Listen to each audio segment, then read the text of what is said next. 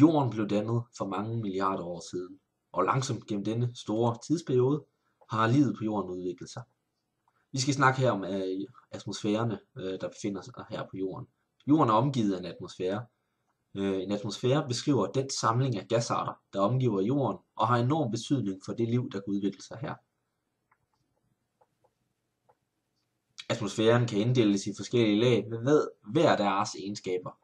Den yderste del af ionosfæren, det er det sted, hvor mængden af luft akkurat er tæt nok til at kunne begynde at bremse objekter, der kommer fra rummet. Du kan tage sammenligningen med, at når du cykler i skole i modvind, men det foregår på en meget, meget højere skala. Det er for eksempel det, der beskytter os mod meteorer, meteoritter og kometer, der ellers ville have ramt jordens overflade, men brænder op i selve atmosfæren. Næste del er stratosfæren. Det er den midterste del, og her er det livsvigtige ozonlag, der ligger, som beskytter os fra ultraviolette stråler. Det sidste lag kaldes troposfæren.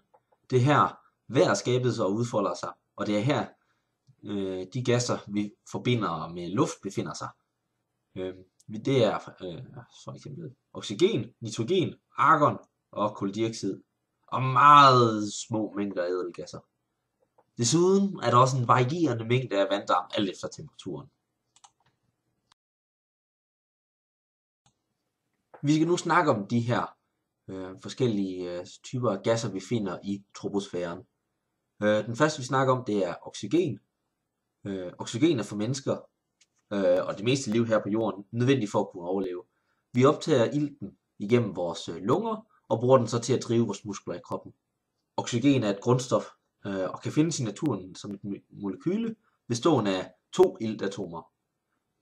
Oxygenens formel er så derfor O2.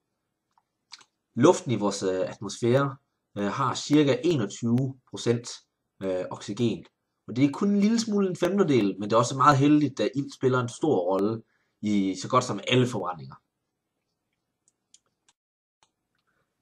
Nitrogen er også kaldet kvælstof, er også et grundstof ligesom oxygen, og findes også i molekyleform bestående af 2 nitrogenatomer. Atmosfærisk luft består godt og vel af 78%, hvilket også her er heldigt, da nitrogen har fået sit danske navn kvælstof efter dens evne til at kvæle forbrændinger. Altså for eksempel, hvis der bliver sat ild til et eller andet. Kuldioxid er en kemisk forbindelse mellem oxygen og carbon med det danske navn kulstof. Kemisk navngivning betyder den midterste del af kuldioxid, hvilket betyder, det betyder 2, betyder 2, hvilket betyder, at kuldioxidmolekylet består af 1 kulstofatom og 2 iltatomer, og derfor har den så formel CO2. Med denne navngivningstradition, hvad kan O2 og N2 også kaldes, hvis de skulle navngives på samme måde som kuldioxid? Pause videoen og tænk over det.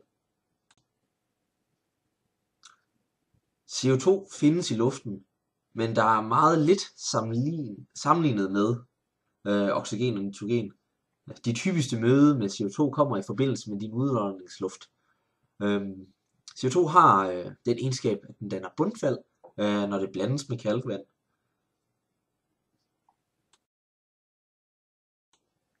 Hydrogen, også kaldet brint, er det letteste grundstof og det mest simple, bestående kun af en enkelt proton og et varierende antal neutroner og med en enkelt elektron. Det er dertil også det mest udbredte. Molekylet består af 2 hydrogenatomer. Hvad kan et hydrogenmolekyle også kalde så, hvis vi skal bruge samme navngivningstradition, som vi gjorde op sammen med kuldioxid?